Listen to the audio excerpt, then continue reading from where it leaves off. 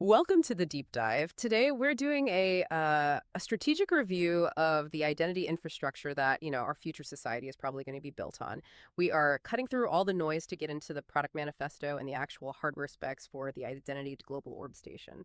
This whole pitch, it just rejects the entire concept of the identity black box. So a mission today is to figure out how you build a piece of field infrastructure that has this radical transparency that actually earns trust and at the same time meets every single tier 1 global compliance standard. I mean, from FBI fingerprint certification to ICO travel docs and even decentralized networks like World ID. And what's really fascinating here is that we're looking at a dual focus. It speaks directly to, GovTech and Web3 integration. First, you've got the forensic detail on the hardware itself, the high-end sensors, the secure architecture, the whole design. But the second part is, for me, the most strategic. It's an analysis of whether you can take an existing network like the WorldCoin orbs and just pivot into a generalized, decentralized AI compute farm. The sources are very, very blunt about that. That's a huge risk assessment. Okay, but before we get to network strategy, let's start with the physical object. Because looking at these specs, the design philosophy, Yeah. it is this story here. The source material calls this orb station an exercise in visible engineering. It pulls inspiration from consumer tech icons like teenage engineering and nothing. But why does this, radical, transparent industrial design even matter for secure government-grade hardware? Isn't that just decoration? It's actually the complete opposite of decoration. Here, the design is the ultimate security protocol. We're talking about shattering the technological opacity that just makes users inherently distrust these kinds of data collection kiosks. I mean, if you can't see what's happening inside, how can you trust it? And the material choices, they really back this up. The sources specify a chassis made from Precision Machine 6061 T6 aluminum alloy. Now, that's not just to look premium. That aluminum, it's acting as a giant passive heat sink. It manages the thermal load from the AI accelerators inside without any noisy fans. And then you have the external cowlings. They're made of this UL94 V0 flame retardant transparent polycarbonate. So you can literally look inside the box. That's the visible engineering. Exactly. You, the user, can visually verify the security, the wiring, the components. It also counters that fundamental fear of planned obsolescence. Because the orb station is defined as a rugged field system, that aluminum frame and the whole modular design, it means you can independently replace or upgrade almost every major part. Even the AI accelerator card. Yeah, even the AI card. And that dramatically extends its life, way beyond the typical 18-month consumer cycle. That sounds great, but doesn't relying on custom physical interfaces just drive up the manufacturing and maintenance costs? I Yeah. mean, compared to just slapping a cheap touchscreen on it? That's the critical pushback. You're right. The design answers that by treating physical controls as security features. The interface, it actively avoids passive touchscreens for any of the critical actions. Instead, it leans into these tactile controls, referencing that high-fidelity, satisfying feel you get from something like a teenage engineering OP1 synth. Oh, interesting. We're talking really high-precision inputs here. Grayhill or Bourne's rotary encoders, Kale-Chalk, low-profile mechanical switches. So when you, the user, press a button to confirm your enrollment, that physical satisfying click, it's a tangible action. It reinforces your agency. You know exactly when you've committed to a sensitive step. It just elevates the whole process from a passive data submission to an active physical engagement. That is a powerful differentiator. But, okay, radical transparency doesn't matter if the device can't do its core job.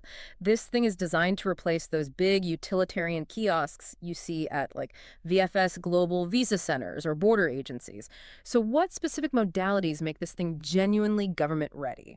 You hit the nail on the head. It's not just a stylish device. It's basically border control in a box.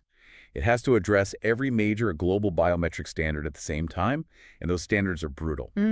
Let's start with the hard stuff. Fingerprints. That's the backbone of law enforcement, civil registry, all of it. And for that, you need the absolute gold standard. Absolutely. It has to meet the highest bar, which is FBI Appendix FAP 60 certification, to translate that jargon for you. That means it has to be capable of a 4-finger slap capture. It has to generate these crystal clear images for visa programs, even in really bad field conditions. The specific component they recommend is the Integrated Biometrics Kojak PIA. Okay, why that one specifically? What's the tech advantage? It uses something called light emitting sensor, or LES, technology. Older optical sensors, they really struggle with dust or dry skin or latent prints left behind. LES tech is just superior. It offers incredible durability, and it has inherent anti-spoofing capabilities. It's like the difference between a high-end cinema scanner and a cheap webcam. It ensures the data quality is as high as it can possibly be. Right. And we also have to talk about iris recognition. So many Web3 ID systems rely on that. Yeah, for Iris, which needs extreme precision, it specifies professional-grade systems like the CMI Tech or Iris ID units. That's to ensure it hits that ISO AE 19794 task compliance. It's all about generating a highly stable, non-reversible iris code. That's the key for long-term uniqueness. Then finally, documents. To verify a physical passport, the station has to comply with ICO Doc 9303. That means a multi-spectrum light reader, something like a Thales Gemalto KR9000, that can check for security features under UV and IR light. And at the same time, the face camera has to meet its own ISO standard for image quality. Wait, hold on a second. You said issuance and printing. That takes it from just a data collection device to a mini factory. How does it handle on-the-spot credential manufacturing? It includes a full identity manufacturing bay. It's part of the base station. It houses a professional retransfer card printer, like a Matica XID 8600. This thing is capable of really durable 600 DPI retransfer printing, but more importantly, it integrates the encoding modules. So it's writing to the chip inside the card. Exactly. We're talking EMV, contact, and contactless smart chip encoding. This allows for the instant issuance of a secure physical ID card or even a functional banking card secured by the biometrics you just gave it. Wow. And it even moves into the wet lab with identity. This is beyond just optics and silicon now. How does it handle sensitive biological data like a DNA sample? That seems like a massive supply chain and cold chain problem. That's where the high-end field system design really shines. It's built to manage that critical chain of custody. The station has a dedicated module for standardized saliva collection using kits like the DNA Genotech or GeneDx. Once you collect and barcode the sample, it goes into a return vault that is actively cooled. Actively cooled in a field unit. That's impressive. Yes. It uses thermoelectric coolers, Peltier coolers, to maintain a really precise, stable cold chain between 4 degrees C and 8 degrees C, and crucially, the temperature is logged every single second. It creates an immutable cold chain record tied to that specific sample. That's the level of integrity that separates government-grade compliance from a consumer kit. Let's talk about the brain powering all of this, because running all those sensors, processing multiple templates, printing cards, it all demands massive local processing power. How does this thing deliver the speed and, more importantly, the privacy that legacy kiosks just can't match? Right, they call this the Sovereign Compute Unit. It's built on an embedded AI mini-station concept. To get that low latency, to process all 5 modalities at once, the Pro configuration specifies the NVIDIA Jetson AGX Orin 64GB module. That thing delivers up to 275 TOPS of AI performance. 275 TOPS. Okay, for the non-engineers listening, what does that actually translate to in practical terms for me, the user? It means we don't need the cloud. This raw power is absolutely essential for running local large language model capability. The station hosts frameworks like a Llama to run massive models, like a quantized Llama 3.170B Mistral. And why? Why do that locally? For the conversational UI and, critically, for policy lookups. If you ask the Orb station, hey, explain in plain language the privacy policy for my iris data, the device runs that query and generates the answer locally. Your query never leaves the device. That is privacy maintained entirely at the edge. So what does that aggressive localization mean for the actual security architecture? Security starts with a hardware root of trust. The device uses a dedicated secure element, something like an NXP EdgeLock SE050, to store the private keys and do all the cryptographic operations. It completely isolates those keys from the main OS. But the key to trust is what happens to your raw data. And the concept here is ephemeral data and privacy by design. The raw biometric images, the actual pictures of your iris or your fingerprints, they are only used in encrypted RAM for just long enough to generate the mathematical template. And then they're gone. They are then immediately and irreversibly wiped. So the device proves you are you without ever having to share the secret. Precisely. Only the non-reversible encrypted templates, or even better, zero-knowledge proofs generated maybe through a system like Polygon ID, are ever transmitted off the device. A ZKP lets the device cryptographically prove a unique human identity exists without ever sharing the underlying biometric data itself. That's the ultimate expression of trust, protected further by API security and systems like Fireblocks. Okay, that brings us to the biggest strategic question, the one facing any company with a large hardware network, the pivot. The WorldCoin Tools for Humanity network has thousands of orbs out there. The obvious pitch to investors is, let's turn this into a decentralized AI data center. Let's compete with IO.net or Akash. So, can this Identity.Global Orb Station network be leveraged for general AI compute? Looking at the bigger picture of the Web3 compute market, the source analysis on this is overwhelmingly clear and pretty harsh. The answer is no. It is a strategic non-starter facing fatal, non-negotiable barriers. The problems are technical and economic. Let's just look at the specs. The current production orb runs on a Jetson Xavier NX. That delivers maybe 21 TOPS. The new station we just talked about hits 275. But a cloud-grade GPU, an NVIDIA H100, delivers tens of thousands of TOPS. The older orb hardware is over 190 times weaker than a single H100. So even with thousands of them, the overall scale is just negligible compared to what's already out there. Exactly. You're bringing a bicycle to a Formula One race. Second, the workload is just incompatible. The hardware lacks the high-speed interconnects and memory bandwidth you need for real AI training. If you tried to run synchronized training for an LLM across a network of orbs, you would waste over 93% of your compute time just on gradient synchronization overhead. It's only viable for tiny model inference or asynchronous federated learning. That kills the economic argument. But you mentioned a third, even more serious barrier: regulation. And that's the fatal issue. It's regulatory risk and purpose creep. Adding general compute creates massive legal exposure. WorldCoin already faces bans or restrictions in over 10 countries about the purpose of biometric data collection. If you tell regulators the machine is for secure identity, and then you secretly start mining crypto or running AI jobs on it, you compound that legal scrutiny exponentially. You completely destroy the trust you tried to build with visible hardware. So what's the pragmatic path forward then? You can't just ignore that compute potential entirely. The network should double down on its core mission: identity and specialized attested edge compute. The sweet spot is creating a permissioned confidential compute pool. The focus has to be on generating cryptographic assets, running liveness detection, performing fast edge inference, and generating those zero-knowledge proofs. This is where the security and hardware attestability of the orb is a massive asset, not a liability. It's a specialized utility that general compute networks just cannot replicate. So this deep dive has shown us a device, the Identity.Global Orb Station, that is really a stunning fusion of government-grade compliance and this radical aesthetic of transparency. It's all powered by ephemeral edge AI that keeps your raw data local. And the strategic lesson seems pretty clear. Solve the hard problem of identity sovereignty, don't just add negligible compute power to an already crowded market. Precisely. This hardware, it represents an open architecture treaty between the centralized opaque past and the privacy-preserving decentralized future. And it's priced at a fraction of legacy systems. We're talking maybe $15,000 to $27,000 versus the $50,000 plus for traditional immigration kiosks, all while offering a huge leap in capability and trust.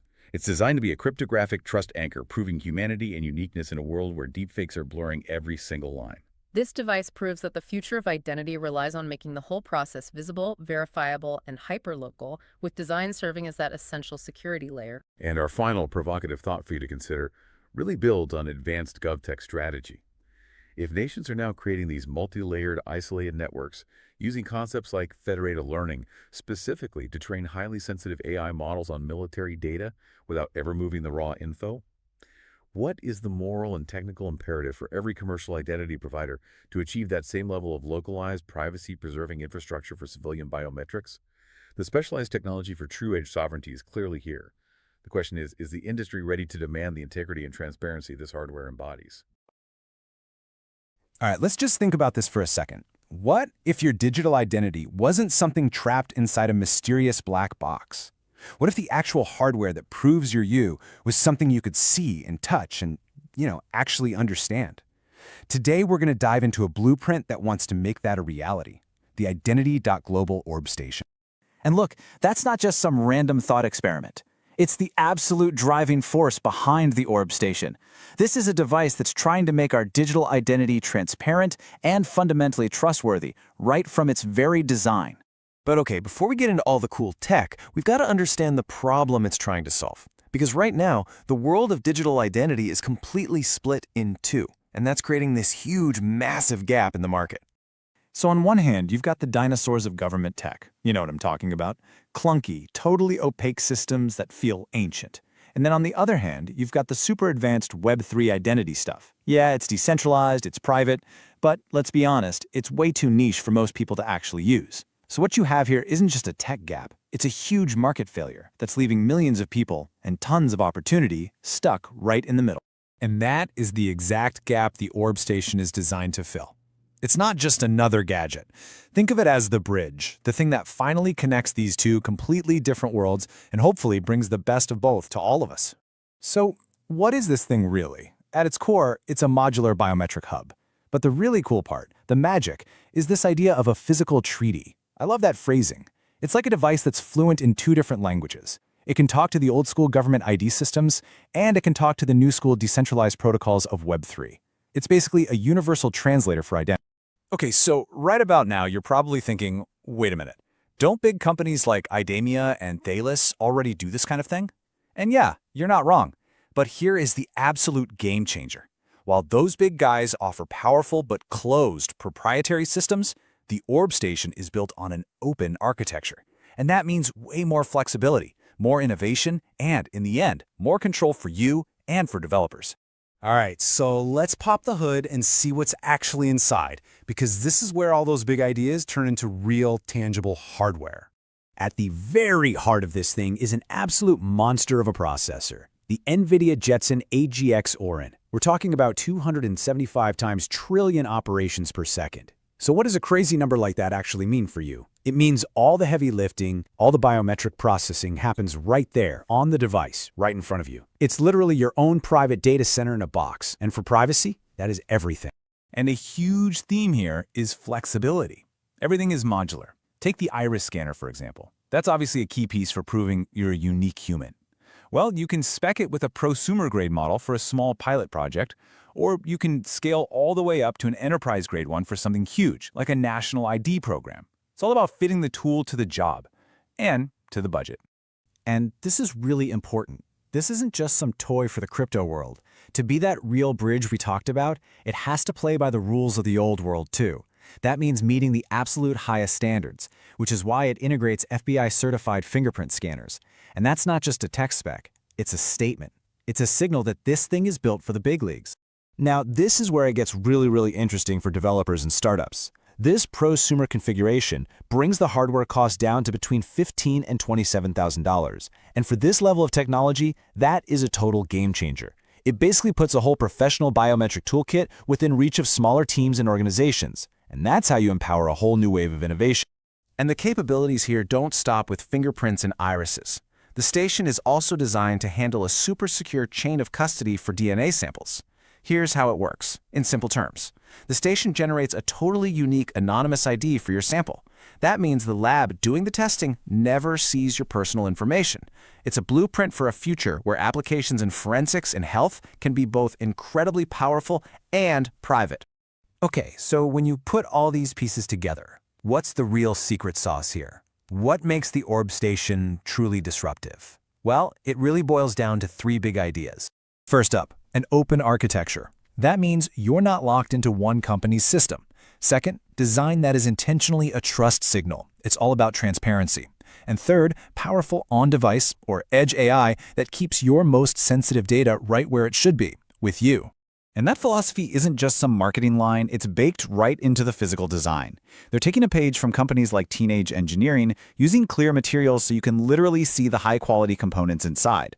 You see the guts of the machine. It's a way of saying we have nothing to hide, which is the exact opposite of a sealed, mysterious black box. Okay, now this next part feels like it's straight out of a sci-fi movie. Remember that supercomputer brain we talked about? It's powerful enough to run a massive language model like Llama 3 locally, right there on the device. That means you could literally talk to it, ask it questions about its privacy policy, and get an intelligent answer without your voice data ever leaving the machine. It's like having your own private conversational AI for your digital identity. How cool is that? But look, the Orb Station is more than just a really neat piece of technology. It's a key that could unlock a massive opportunity to completely reshape how identity works on a global scale. And we are definitely not talking about some small niche market here. The Orb Station is aimed squarely at huge industries. We're talking the passport reader market. We're talking billion-dollar national ID programs. And we're talking about the multi-billion-dollar world of banking compliance and KYC. This is a platform designed to solve some really big, expensive problems.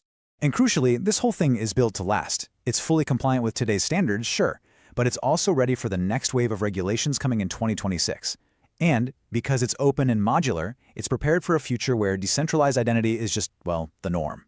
You know, this quote really says it all. The Orb Station isn't being pitched as just another closed, finished product. It's an open hub. It's a platform for others to build on top of, a foundation for a more transparent and trustworthy digital world. So, we end right back where we started. As proof of personhood becomes more and more critical in our digital lives, what do we want? Should the tools we rely on be hidden away in opaque boxes? Or should they be built out in the open, for everyone to see, to understand, and most importantly, to trust?